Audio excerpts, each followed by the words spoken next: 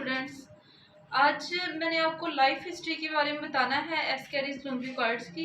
Previous lecture में मैंने reproductive system को एक्सप्लेन किया था और बताया था कि फर्टिलाइजेशन जब होती है तो ऑर्गेनिज्म जो होता है उसमें फर्टिलाइज्ड एग की डेवलपमेंट होती है। डेवलपमेंट होने के लिए थोड़ी बहुत स्टार्ट हो जाती है डेवलपमेंट, लेकिन जो फर्टिलाइज्ड एग होता है वो फीमेल बॉडी से आउटसाइड पे मूव कर जाता है, अपने होस्ट के डाइजेस्टिव सिस्टम के अंदर आ जाता है और फिर डाइजेस्टिव सिस्टम के सारे जो ऑर्गन्स है वहाँ से गुजरता हुआ फीसिस के through out of the body चला जाता है। अब हम देखते हैं कि उसके बाद क्या होता है। उसके बाद जो ऑर्गेनिज्म होता है वो एक्सटर्नल इन्वायरमेंट में रहता है। जो फर्टिलाइज्ड एग होता है, अभी उसमें डेवलपमेंट नहीं हुई, लेकिन उसमें डेवलपमेंट होना स्टार्ट हो गई है। तो आहिस्ता आहिस्ता उसमें डेवलपमेंट होती जाती है। अगर उसको कंडीशंस जो है वो फेवरेबल मिलेंगी तो उसमें डेवलपमेंट जल्दी कंप्लीट हो जाएगी, लेकिन अगर उसको कंडीशंस अनफेवरेबल मिलेंगी तो उसमें जल्दी कंप्लीट नहीं होगी डेवलपमेंट, और उसको काफ़ी टाइम लग जाएगा, सिवरल मंथ्स टू ईयर भी लग सकता है। लेकिन जैसे डेवलपमेंट कंप्लीट हो जाएगी उसमें, तो जो फर्टिलाइज्ड एग होगा उसके अराउंड जो है वो सिस्ट फॉर्म हो जाएगा इस तरह। इसके अंदर सारी सपोज इसके अंदर सारी डेवलपमेंट कंप्लीट हो चुकी है। अब इसके एक्सटर्नल साइड पे एक सिस्ट डेवलप हो गया है, ठीक है। फिर इसके बाद क्या होगा कि ये अपना होस्ट फिर से सर्च करेगा ह्यूमन के उसके फूड के थ्रू या फिर उसके वाटर के थ्रू, दोबारा से उसकी बॉडी में इंटर हो जाएगा, ठीक है। इंटर होने के बाद क्या करेगा कि ये उसके डाइजेस्टिव सिस्टम में आएगा। ये क्या है, ये इसकी एसोफेगस है।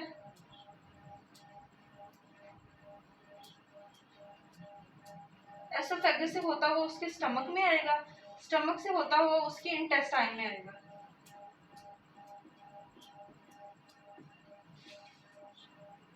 अब इंटेस्टाइन में आने के बाद क्या होगा कि जो सिस्ट था, क्योंकि इंटेस्टाइन में फूड की ब्रेकडाउन हो रही होती है, ठीक है, डिफरेंट फंक्शंस डिफरेंट प्रोसेसेस हो रहे होते हैं, तो उस बेस पे क्या होगा कि जो यहाँ पे ये फर्टिलाइज्ड और डेवलप्ड एग था, क्या था, डेवलप्ड एग जो यहाँ पे आ चुका है, क्या होगा उसमें जो बाहर वाले सिस्ट था वो ख़त्म हो जाएगा और उसकी हैचिंग हो जाएगी, क्योंकि वो वेल डेवलप था, एक ऑर्गेनिज्म, ऑलमोस्ट ऑर्गेनिज्म था, उसके अंदर सारे स्ट्रक्चर्स थे, सारे ऑर्गन्स थे। क्या हुआ कि वो हैच हो गया। किस में हैच हो गया, इंटेस्टाइन में हैच हो गया। फिर यहाँ से क्या होगा कि यहाँ से वो ट्रेवल करता हुआ ब्लड स्ट्रीम के अंदर एंटर हो जाएगा, आगे डाइजेस्टिव सिस्टम में नहीं जाएगा बल्कि कहाँ जाएगा, ब्लड स्ट्रीम में एंटर हो जाएगा। ब्लड स्ट्रीम में एंटर होने के बाद वो हिपैटिक पोर्टल वेन के थ्रू लिवर में चला जाएगा। कहाँ चला जाएगा, लिवर में। ये लिवर है, इसमें आ जाएगा। किसके थ्रू आएगा, हिपैटिक पोर्टल वेन। हिपैटिक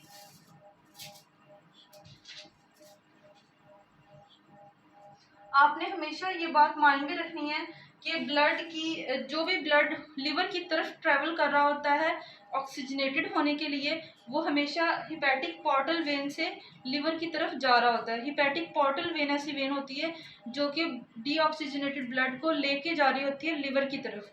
अब ये क्योंकि ये वाली जो वेन थी ये लेके जा रही है ब्लड को लिवर की तरफ, तो इसके साथ ही जो लार्वा था जो हैच हुआ था एस्केरिस लुब्रिकॉइड्स का, वो कहाँ पे आ गया, लिवर के अंदर आ गया, ठीक है। अब लिवर से उसने हार्ट की तरफ जाना है पंप होने के लिए, ब्लड ने पंप होने के लिए जाना है, और उसके साथ ही जो लार्वा था वो भी चला जाएगा।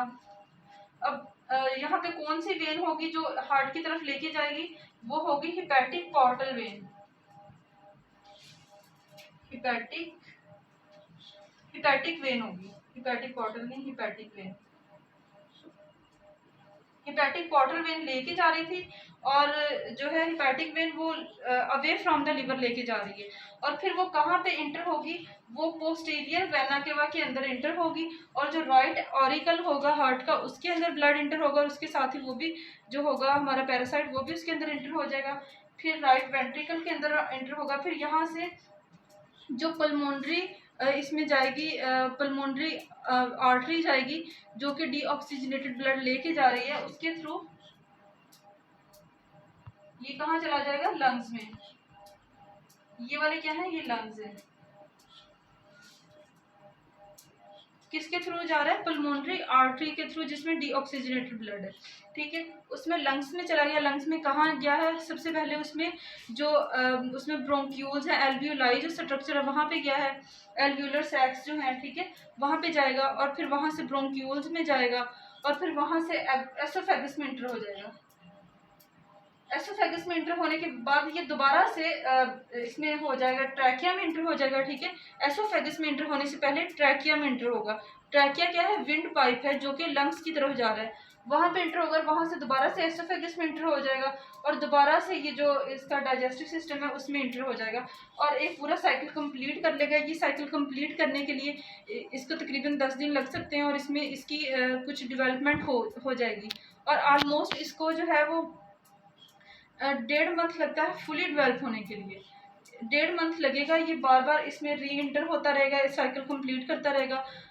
तो इसमें क्या होगा, इसकी अंटिल ये पूरा एडल्ट बन जाएगा। जब ये एडल्ट बन जाएगा तो फिर क्या होगा कि ये डाइजेस्टिव सिस्टम में मौजूद होगा, और एडल्ट बनने के बाद इसमें गुनेड्स बनेंगे, और इसमें स्पर्म्स और एग्स बनेंगे, फिर दोबारा से फर्टिलाइजेशन होगी, और दोबारा से इसमें फर्टिलाइज्ड एग डेवलप होगा, और वो सारा जो प्रोसेस था, वो जो साइकिल था, वो सारा जो है वो कंप्लीट दोबारा से रिपीट होने लग जाएगा। तो इसको एक दफ़ा फिर से देखते हैं कि कैसे कैसे होगा। यहाँ पे हम देखते हैं कि इंटेस्टाइन के अंदर एडल्ट बन गए हैं, ठीक है, मेल अलग से बन गया है, फीमेल अलग से बन गई है। फिर क्या होगा, इनके स्पर्म्स बनेंगे, गुनेड्स बनेंगे, ठीक है, स्पर्म बनेगा और एग्स बनेंगे, फिर उनमें फर्टिलाइजेशन होगी। फर्टिलाइज्ड एग जो होगा वो एम्ब्रियोनेटेड एग्स जो होंगे, एम्ब्रियो बन जाएगा, फर्टिलाइज्ड एग, जाइगोट बनेगा, फिर एम्ब्रियो बनेगा, और एम्ब्रियो जो होगा वो पास आउट हो जाएगा, बॉडी से बाहर चला जाएगा, ठीक है। फिर दोबारा से स्वेलोड बाय मैन हो जाएगा। फिर उसके बाद क्या होगा कि लार्वा जो है वो इंटेस्टाइन में जाके, यहाँ पे जाके लार्वा जो है वो एग से निकल आएंगे, बाहर निकल आएंगे। फिर bore through intestine to mesenteric vein, फिर ये वेन्स में चला जाएगा, ब्लड स्ट्रीम में चला जाएगा। उसके बाद हिपैटिक वेन्स में चला जाएगा, ठीक है, hepatic portal vein. Portal vein से कहाँ आ गया, लीवर में आ गया। लीवर में आने के बाद ये हिपैटिक वेन से पोस्टीरियर वेना केवा से राइट ऑरिकल में आ गया, फिर वहां से राइट वेंट्रिकल में आ जाएगा, फिर पल्मोनरी आर्टरी से कहाँ जाएगा, लंग्स में जाएगा, लंग्स में एल्वियोलाई में जाएगा, फिर एल्वियोलाई से ब्रोंक्यूल्स में जाएगा, और फिर ब्रोंक्यूल से ट्रैकिया में, यहाँ जिसको हम विंड पाइप भी कहते हैं। फिर ट्रैकिया से कहाँ, ग्लॉटिस में आ जाएगा, और ग्लॉटिस से एसोफेगस में आ जाएगा, एसोफेगस से इंटेस्टाइन में, दोबारा से डाइजेस्टिव ट्रैक्ट में, और फिर एडल्ट बन जाएगा, और इस तरह ये साइकिल जो है ये रिपीट होता रहेगा। तो ये था आज का लेक्चर। आई होप कि आपको इसकी समझ आ गई होगी। अगर कोई क्वेश्चन हो तो आप कमेंट सेक्शन में पूछ सकते हैं। Thank you.